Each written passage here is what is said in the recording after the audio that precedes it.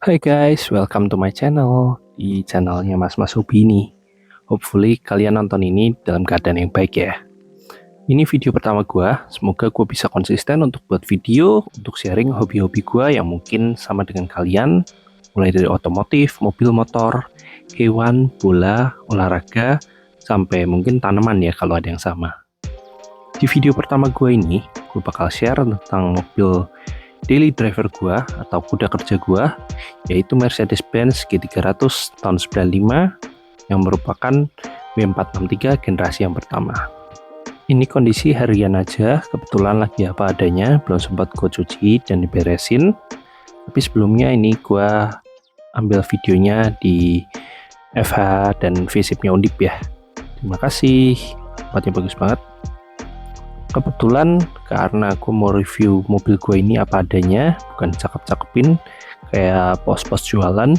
Jadi apa yang ada di mobil ini ya memang hal yang biasa gue bawa buat hidup dan kerja sehari-hari ya. Oke, jadi kita mulai aja. Ini adalah generasi W463 yang pertama, yaitu G300 atau di luar kadang juga disebut 300 GE. Setelah sebelumnya ada W460 dari tahun 79 sampai dengan 91, yang kemudian dilanjutkan dengan W463 yang berbeda sedikit ini. Kebetulan si putih ini udah ada dari tahun 2010-an di keluarga gua, jadi mungkin gue bisa share lebih kurangnya secara detail karena mobil ini gue pakai juga jadi mobil harian gue ya. Dimulai dari eksterior ya. Dari luar W463 ini nggak ada banyak perubahan berarti jika dibandingkan dengan 460. Kebetulan tampilan depannya udah gue rubah ke G55 ya. Berikut foto kalau masih tampilan G300 ori-nya. Nanti gue masukin. Warna kombinasi putih hitamnya ini gue ambil dari Select Edition G500 yang ada di United States. Dari depan grill G55 yang aslinya chrome udah gue coverin dengan stiker Dove.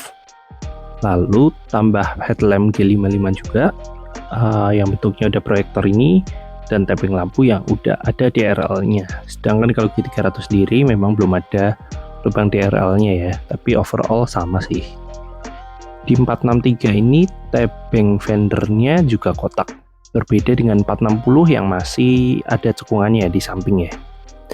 Di G55 atau G500 pre 2010 itu grillnya juga masih model kayak G300 yang siripnya banyak. Baru setelah G55 di 2011 ini ganti yang model 3 row ini ya. Untuk bumper depan yang gue pakai ini masih bawaan asli G300, bisa dilihat dari mata fog lamp yang masih bentukannya kotak, sedangkan kalau G55 itu bentukannya udah bulat. Lalu di bagian tengah bumper depannya harusnya kalau model yang terbaru sudah ada kisi-kisi untuk intercooler, dan plat nomornya yang bagian depan posisinya lebih naik lagi dudukannya.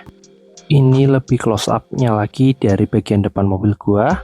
Headlampnya udah model G55, ada DRL-nya dan grillnya yang model 3 row. Lalu gue tambahin juga dengan small proyektor yang 3 mata, ada 2 piece sih. Dan masih menggunakan fender bawaan ori G300 yang lumayan tipis ya jika dibandingkan dengan W460, dan juga jauh lebih tipis jika dibandingkan dengan W463 yang setelahnya yang model G55 atau G63, karena ini fitmentnya menggunakan ban asli W460 yang memang ET-nya lebih keluar, jadi ya lebih nongol dari fender. Mungkin bakalan lebih cocok jika menggunakan fendernya G55 atau G63 sih. Beranjak ke samping nggak ada perubahan signifikan dari W460, sama-sama ada karet list body, hanya saja materialnya berbeda. Lalu ada karet cross slider, sedangkan lubang pengisian bahan bakar sekarang ada di samping instead of di belakang ya. Sementara di bagian belakang modifikasi yang udah gue lakuin sendiri yaitu mengganti stop lamp dengan model yang LED ini, lalu gue bikin smoke sehingga masuk dengan modifannya. Lalu di bumper belakang spesialnya G-Class ini lampunya selalu berbeda, yang satu untuk lampu mundur dan satu untuk rear fog lamp. Kalau untuk dudukan ban serep sendiri ada 2 jenis, ada yang face velgnya menghadap ke luar dan menghadap ke dalam kayak gini. Sama-sama ori sih. Oh iya, mulai W463 ini mulai ada air intake yang ditaruh di posisi samping melalui fender flare. Kalau yang di sisi kiri posisinya dekat dengan spion, sedangkan yang di posisi kanan rada ke depan, mendekati posisi sen kodoknya yang di atas. Mungkin hal ini yang bikin temperatur ruang mesinnya G300 ini lebih adem juga sih, karena di W460 memang belum ada air intake yang ditaruh melalui samping, jadi air intake untuk mesin hanya melalui grill depan. Spion di sini masih menggunakan original dari G300-nya, sementara di update berikutnya sudah ada penempatan lampu spion di bagian batok spion. Lalu kap mesin juga masih bawaan orinya dengan patch yang udah rada besar, sedangkan di W460 orinya itu kecil ya. Untuk kaca film di sini gue lupa mereknya, cuman karena Semarang ini panas banget ya, gue pakein yang 60 sekeliling. Lalu aksesoris yang ikonik berikutnya yang ada di samping, yaitu selalu ada lampu sen kecil yang nempel di bodi kayak gini. Ngomongin tampilan mobil, tentunya berhubungan juga dengan ban ya. Di sini gua pakai bawaan W460 AMG Penta original ring 16 dan dibalut dengan ban Yokohama Geolandar AT yang tipe G015. Ukurannya 265/75/16. Ini ban perfect banget buat harian. Kenapa? Karena selain ngincar fuel ekonomi yang baik, ban ini juga gripnya sangat bagus, terutama jika kadang untuk menghadapi genangan air supaya nggak terjadi aquaplaning ketika lagi dalam kecepatan tertentu. Lalu ban ini grip and stopnya bagus banget buat di jalan beton atau aspal. Selain itu juga silent, tampilannya cakep, awet, dan tongkrongannya bagus. Tampilannya sih tegak, oke banget lah. Kalau nggak salah sih G300-nya Dendimas juga pakai ban dengan tampilan dan ukuran yang sama persis dengan ban gue ini. Berikut kembangannya, walaupun rada halus dan lebih mirip ke ban HT sih, dan performanya mungkin rada kurang untuk di jalan berlumpur banget, cuman karena gue juga jarang lewatin yang berlumpur-lumpur banget, jadinya ya gue fine-fine aja dengan ban ini. Beres di eksterior, kita mulai masuk ke interior aja yuk. Kita coba buka dulu dengan suara khasnya. Interiornya sih modelnya masih klasik banget ya, atau mungkin bisa dibilang sedikit outdated, tapi menurut gue sih ini udah cukup banget buat gue sekarang.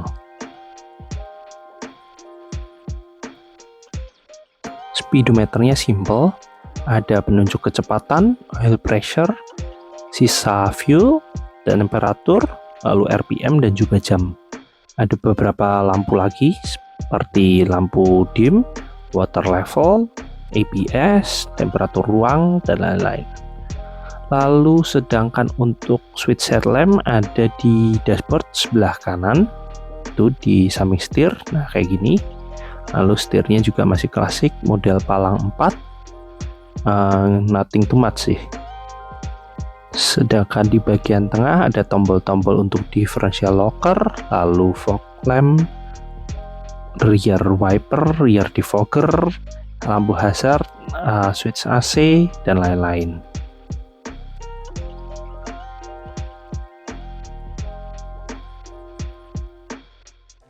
Kemudian untuk shifternya ini masih menggunakan shifter matic bawaan, didukung dengan 4 speed, nothing too much sih, nggak ada beda. Power window-nya posisinya ada di tengah untuk keempat jendelanya. Seatnya bagian depan sangat-sangat nyaman untuk pengemudi dan penumpang. Ada door pocketnya di masing-masing pintu depan, handle dan bukaan pintu masih seperti W460. Kemudian plafon juga masih mirip-mirip dengan W460 sih bawaannya. Untuk armrest ada yang modelnya masih sama dengan kayak model Tiger gini, tinggal dipencet lalu bisa dibuka dan cukup nyaman karena cukup lebar jarak antara kedua jok kanan kiri. Joknya pun juga meluk banget, jadi untuk speed lumayan tinggi dan rada belok-belok, masih sangat nyaman ya, disertai dengan pegangan di bagian depan dan laci yang ada fitur cup holdernya. Lalu aslinya di G300 ini sudah dilengkapi dengan fitur headlamp leveling. Lalu gua tambah juga ada switch kecil untuk mini proyektor yang tadi gua letakin di grill depan.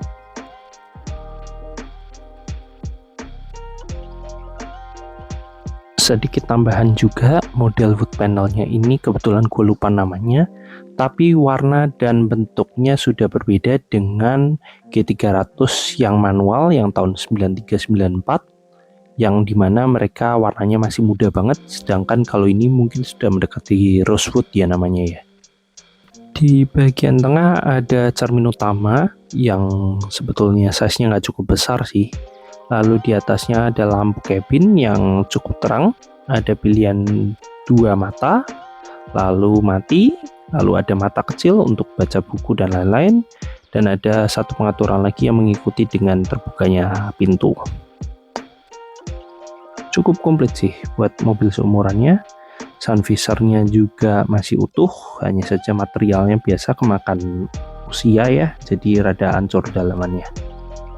Yang bikin gue suka banget yaitu ini, pilar A-nya mobil ini tuh kecil banget, jadi hampir nggak ada blind spot yang banyak atau yang luas jika kita mengendarai mobil ini. Pandangan ke sisi kiri dan kanan mobil kita pun terlihat jelas banget karena kacanya yang luas, jadi sangat aman untuk mengendarai mobil ini sih jujur ya. Bergerak ke baris kedua, ini masih luas banget dengan settingan gua sebagai pengemudi yang kursinya mundur ke belakang banget sih. Maaf, lagi berantakan, sebentar gue beresin.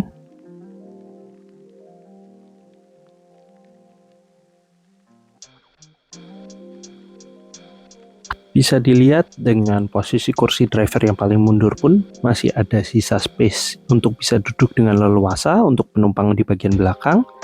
Lalu kursinya belakang ini didesain dengan sangat ergonomis, maka dari itu posisinya rada naik sedikit sehingga bisa menumpang paha, terutama untuk penumpang yang rada tinggi, sehingga bisa duduk dengan cukup nyaman.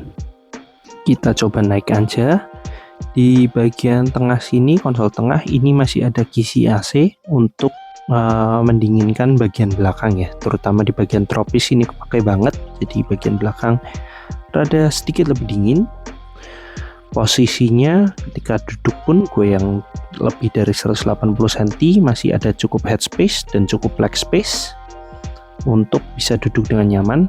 Maafkan, ini ada sepatu gue lupa beresin, tapi masih ada sisa space lah. Intinya cukup, sangat cukup untuk penumpang yang bertinggi 190 cm pun masih bisa muat dengan 3 orang dengan leluasa, dan bisa menyender sedikit sih, walaupun nggak bisa diatur recliningnya, tapi bisa diatur kemiringan headrestnya aja.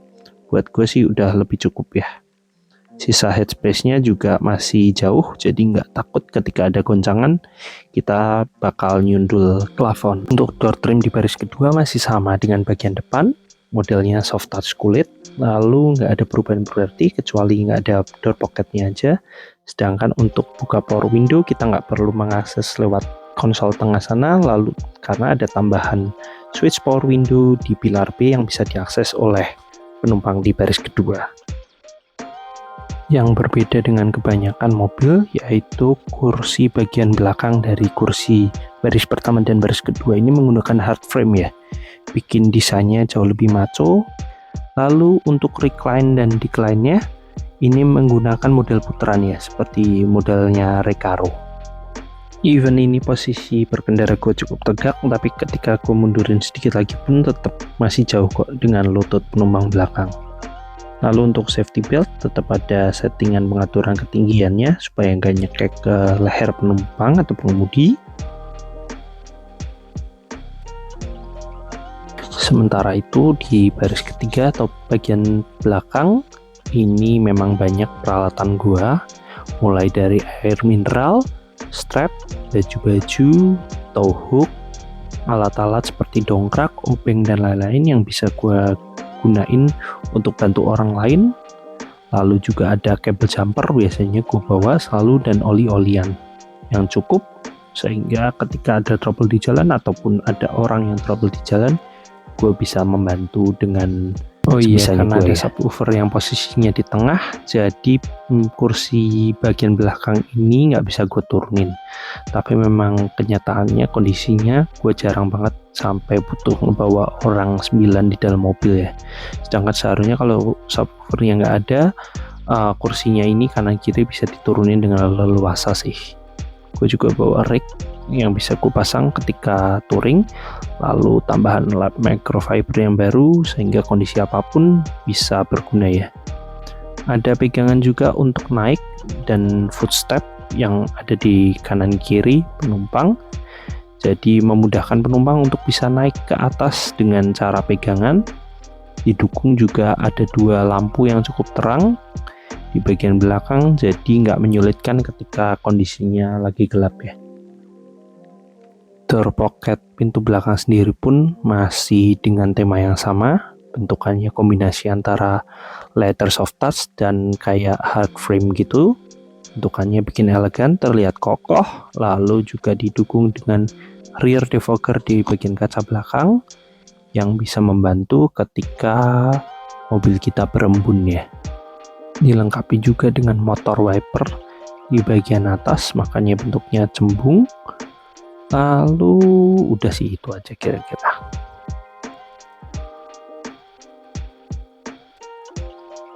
Geser ke bagian mesin, bukaannya ada di bawah setir. Bagian sini ada knop warna merah, itu ditarik aja untuk buka kap mesinnya ya. Kita lihat kap mesinnya dulu, karena mobil ini spesial udah gua rubah dengan mesin 1 kaset turbo diesel 3000 cc yang sudah mempunyai tenaga sebesar 128 HP dan torsinya 287 Nm. Nggak banyak sih jika dibandingkan dengan mobil-mobil keluaran sekarang, tapi mesin dari Hilux Surf generasi kedua dan ketiga ini sudah cukup banget buat harian di Indonesia ini. Masih didukung dengan radiator merek Beher yang berasal dari South Africa aslinya, bikin mesin ini jadi adem banget sih jika dibandingkan dengan radiator bawaan atau aftermarket. Lalu mesin ini juga masih ada stiker bawaan ketika half cut-nya yang menunjukkan kilometernya baru 100.000 ketika di half cut. Untuk aki di sini gue menggunakan aki Amaron. Lalu di bagian tengah sini ada panel bawaan untuk yang menunjukkan kode sasis dan nomor mesin. Untuk bagian rem di sini gue menggunakan master rem yang baru karena baru aja gue ganti. Sedangkan semuanya pretty much original sih. Oh iya, untuk mobil tahun 95 pun ini udah ada servo ABS-nya ya. Jadi spesifikasinya memang jauh lebih tinggi sih jika dibandingkan dengan mobil Jepang keluaran tahun 95 juga. Oh iya, kelupaan bahas gardan bawaannya ini. Gardan G300 ini berbeda arah putarannya, yang bagian depan dengan B460, sedangkan di bagian belakangnya sama ya. Hanya saja rasionya yang berbeda, karena di W460 itu rasionya 488, sedangkan G300 ini sudah lebih halus, jadi di 4,3, sehingga ketika untuk jalan lapang seperti jalan tol, speednya pun bisa lebih optimum, lebih di atas dengan RPM yang lebih rendah. Karena bannya ini juga sudah gue gedein dari ban bawaan, jadinya untuk jalan lapang seperti jalan tol itu perputarannya lebih halus, sehingga fuel economy dan higher speed ya bisa di achieve dengan kombinasi rasio gardan yang lebih halus dan ban yang lebih besar secara diameter kelilingnya juga. Untuk aslinya G300 ini sudah all time full time four wheel, jadi kondisi apapun keempat bannya ikut muter. Sedangkan sekarang karena udah gue rubah ke 1 kaset, jadi nggak full time four wheel lagi, tapi tetap bisa kita aktifkan low-nya 4x4 low-nya ketika kita butuhkan di jalan yang kurang mendukung.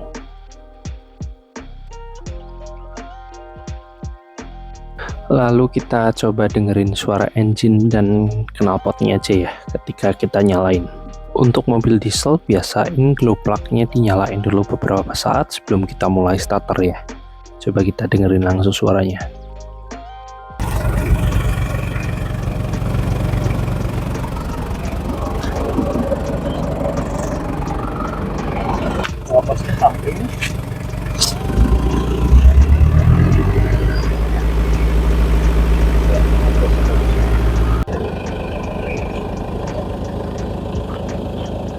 Coba dengerin, gimana menurut kalian?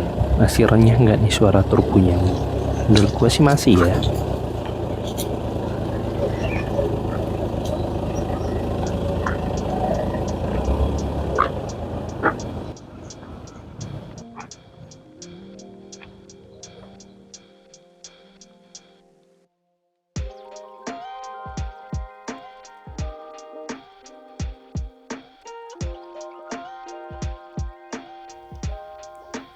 So, kalau gitu ini ada sedikit video POV kalau kalian jadi passenger di dalam G-Class. Enjoy!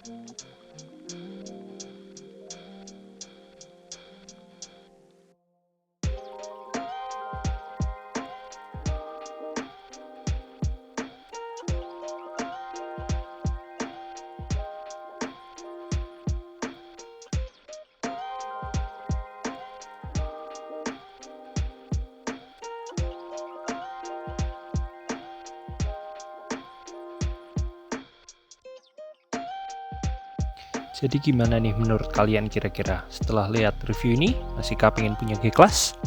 Komen di bawah ya kalau kalian masih jadiin G-Class sebagai mobil favorit kalian. Jika ada pertanyaan, tulis saja di kolom komentar, semuanya pasti gue jawab satu-satu.